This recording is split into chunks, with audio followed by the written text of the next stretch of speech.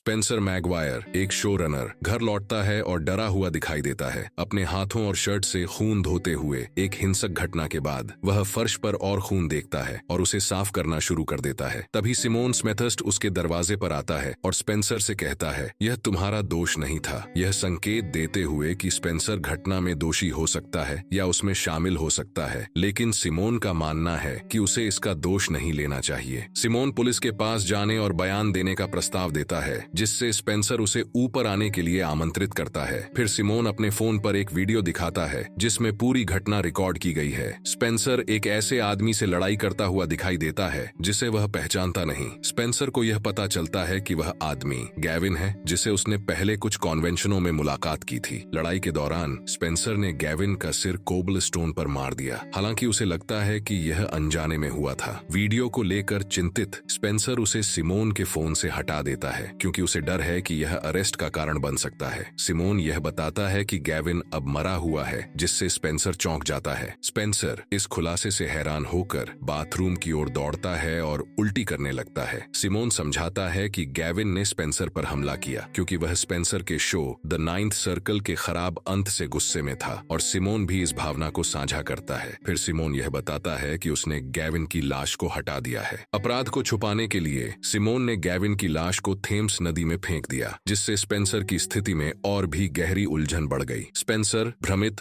और परेशान सिमोन से पूछता है कि वह उसे क्यों फिल्मा रहा था। सिमोन बताता है कि वह अपने पॉडकास्ट सिरकमवेंटिंग के लिए रिकॉर्डिंग कर रहा था ताकि वह स्पेंसर को पकड़ सके और उससे कुछ सवाल पूछ सके। जब स्पेंसर इस सब को समझने की कोशिश करता है, सिमोन दीवार पर खून देखता है और असहज महसूस करते हुए तय करता है कि अब उसे जाना चाहिए। वह अपना फोन वापस मांगता है। स्पेंसर सुझाव देता है कि सिमोन रात भर यहीं रुके और सुबह चले जाए, जो सिमोन मान जाता है क्योंकि वह स्पेंसर और उसके शो का प्रशंसक है। अगली सुबह स्पेंसर को सिमोन कॉफी बनाते हुए मिलता है और वे दोनों मिलकर उसे पीने बैठ जाते हैं। फिर सिमोन वह नोटबुक दिखाता है जो गैविन स्पेंसर से मिलने के दौरान साथ लाया था। सिमोन स्पेंसर को नोटबुक दिखाते हुए बताता है कि गैविन ने द नाइन्थ सर्कल के लिए एक वैकल्पिक समापन लिखा था। सिमोन मानता है कि यह असली समापन से कहीं बेहतर है और जोर देकर कहता है कि स्पेंसर इसे पढ़े, लेकिन स्पेंसर मना कर देता है, यह कहते हुए कि उसकी एजेंट कभी इसकी अनुमति नहीं देगी। स्पेंसर को आश्चर्य होता है जब सिमोन बताता है कि उसकी एजेंट इस मुद्दे पर मीटिंग के लिए आ रही है। जब स्पेंसर शॉवर में था, सिमोन ने उसके फोन का उपयोग करके उसकी एजेंट को कॉल किया। अब स्पेंसर चाहता है कि सिमोन चले जाए। वह मीटिंग के लिए प्राइवेसी की मांग करता है, लेकिन सिमोन मना कर देता है। वह वहां रुककर नोट्स लेना चाहता है। स्पेंसर सिमोन के पॉडकास्ट पर आने का प्रस्ताव भी ठुकरा देता है और इस प्रक्रिया में उसे अपमानित कर देता है। इसके जवाब में सिमोन स्पेंसर को धमकी देता है, यह बताते हुए कि हालांकि स्पेंसर ने अपने फोन से लड़ाई का वीडियो डिलीट कर दिया हो, सिमोन ने उसे पहले ही क्लाउड पर अपलोड कर दिया था, जिससे स्पेंसर इस वीडियो के रिलीज होने से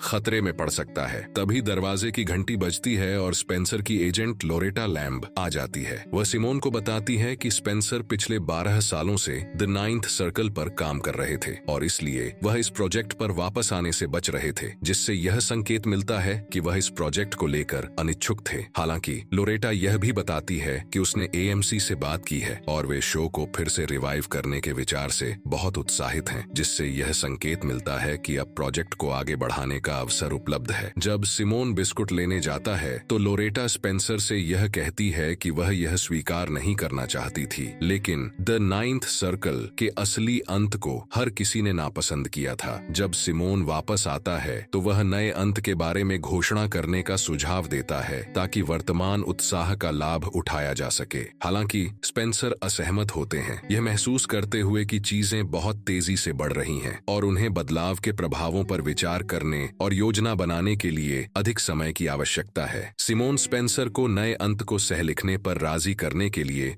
सूक्ष्म रूप से धमकी देता है। फिर सिमोन अपनी पॉडकास्ट की रिकॉर्डिंग शुरू करता है, जिसमें स्पेंसर के साथ द नाइन्थ सर्कल के असली अंत पर फैंस से मिले बैकलैश और फैन साइट्स पर आए कठोर टिप्पणियों पर चर्चा की जाती है। स्पेंसर इसका जवाब देते हैं, यह बताते हुए कि वह एक ऐसा अंत चाहते थे जो शो के आदर्शों के अनुरूप हो और वह ऑनलाइन पोल्स में भाग लेने वालों या फैंस की मांगों को ध्यान में रखते हुए नहीं लिखते। स्पेंसर यह स्पष्ट करते हैं कि वह बिना फैंस की राय की परवाह किए अपने लिए लिखते हैं और उन्हें मूल अंत से सचमुच संतुष्टि थी। साइमन फिर फैंस के लिए एक प्रतियोगिता आयोजित करने का सुझाव देता है ताकि वे नए एपिसोड में एक भूमिका जीत सकें, लेकिन स्पेंसर तुरंत इस विचार को नकार देते हैं। साइमन निराश नहीं होता और वह बताता है कि नए एपिसोड में एक भूमिका है जिसे एक फैन निभा सकता है और बिना किसी हिचकिचाहट के वह खुद को उस भूमिका के लिए बिल्कुल उपयुक्त घोषित करता है। स्पेंसर फिर से इनकार करता है, यह कहते हुए कि वह केवल पेशेवर अभिनेता ही भूमिका के लिए इस्तेमाल करना चाहता है, फैंस को नहीं। पॉडकास्ट के बाद स्पेंसर नए एपिसोड पर काम करना शुरू कर देता है, गेविन के नोट्स को मार्गदर्शक के रूप में इस्तेमाल करते हुए। हालांकि साइमन के पोल से पता चलता है कि ऑडियंस के 87% लोग चाहते हैं कि साइमन नए एपिसोड में भूमिका के लिए ऑडिशन दे। स्पेंसर अपनी स्क्रिप्ट अपनी एजेंट लोरेटा को भेजता है। थोड़ी देर बाद दरवाजे की घंटी बजती है और हैरानी की बात यह है कि गेविन जिंदा और दरवाजे पर खड़ा होता है। गेविन यह खुलासा करता है कि सब कुछ, जिसमें संघर्ष और मुठभेड़ शामिल है, साइमन का प्लान था। गेविन सिर्फ यही चाहता था कि स्पेंसर उसकी कहानियां पढ़े, जो स्पेंसर कभी खुद से नहीं करता। साइमन की पूरी साजिश को समझते हुए स्पेंसर तुरंत लोरेटा को फोन करते हैं, लेकिन इससे पहले कि वह लोरेटा से बात कर पाते, साइमन आ जाता है और स्थिति और तनाव बढ़ जाता है। गेविन यह खुलासा करता है कि साइमन के साथ रहने और उसके साथ पॉडकास्ट रिकॉर्ड करने की वजह से वह जलन महसूस कर रहा था, जबकि गेविन को मरा हुआ रहना पड़ा था। एक तमतमाए हुए पल में स्पेंसर दोनों गेविन और साइमन को तुरंत उसके घर से बाहर जाने को कहता है और चेतावनी देता है कि अगर वे नहीं गए तो वह पुलिस को बुला लेगा। वह घोषणा करता है कि वह और एपिसोड नहीं बनाएगा। गेविन, जो अभी भी दृढ़ नायक है, स्पेंसर से कहता है कि फैंस बेहतर डिजर्व करते हैं और वह द नाइन्थ सर्कल की सफलता में उनके महत्व को रेखांकित करता है। वह स्पेंसर को याद दिलाता है कि फैंस ही कारण हैं कि शो 7 सीजन तक चला। फैंस ही हैं जो मर्चेंडाइज खरीदते हैं, कन्वेंशंस में जाते हैं और शो की धरोहर में निवेश करते हैं। गेविन तर्क करता है कि फैंस यह सब इसलिए करते हैं क्योंकि वे सीरीज के बारे में गहरी चिंता करते हैं, यह संकेत देते हुए कि उनकी निष्ठा और जुनून को रचनात्मक प्रक्रिया में माना और सम्मानित किया जाना चाहिए। एक चौंकाने वाली घटना में साइमन शेल्फ से एक अवार्ड उठाता है और गेविन को उससे मार डालता है। फिर साइमन स्पेंसर पर और दबाव बनाता है, यह कहकर कि जो स्क्रिप्ट स्पेंसर ने अभी अपनी एजेंट को भेजी थी वह असल में गेविन द्वारा लिखी गई थी, जो उसका फैन था। गेविन ने यह सच जान लिया था और स्पेंसर से सामना करने आया था, लेकिन स्पेंसर ने उसे चुप कर देने और सच्चाई को छुपाने की कोशिश में मार डाला। साइमन इस कहानी का इस्तेमाल करके स्पेंसर को और मैनिपुलेट करता है, धमकी देता है कि अगर स्पेंसर उसके हुक्मों का पालन नहीं करता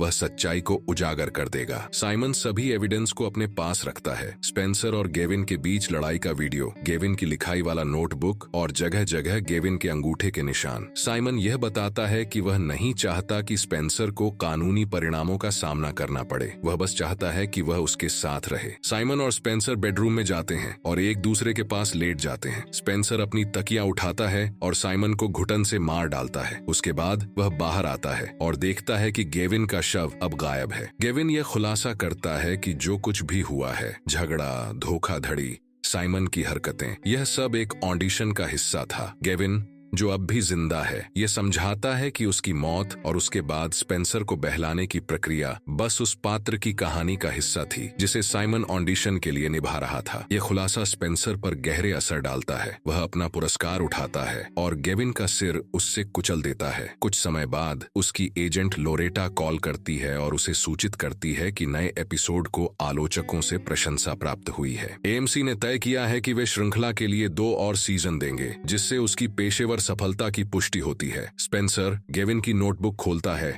और उसके नोट्स पढ़ने लगता है। लोरेटा स्पेंसर को सूचित करती है कि दर्जनों लेखक उसे बेहद कम वेतन पर काम करने के लिए तैयार हैं। एक डरावने जवाब में स्पेंसर कहता है कि उसे और लेखकों की जरूरत नहीं है, वह बस अपने फैंस से आइडियाज चुरा सकता है, उन्हें मार सकता है और उनके शवों को थेम्स नदी में फेंक सकता है। यह अस्वाभाविक टिप्पणी यह संकेत देती है कि स्पेंसर ने साइमोन और गेविन के शवों को नदी में फेंक दिया है। लोरेटा स्पेंसर की डरावनी टिप्पणी से अप्रभावित हंसी में इसे टाल देती है और प्रेस के लिए एक बयान मांगती है। एपिसोड का अंत स्पेंसर के साथ होता है, जो शांतिपूर्वक दिखता है और लॉरेटा से कहता है कि उसने यह सब फैंस के लिए किया।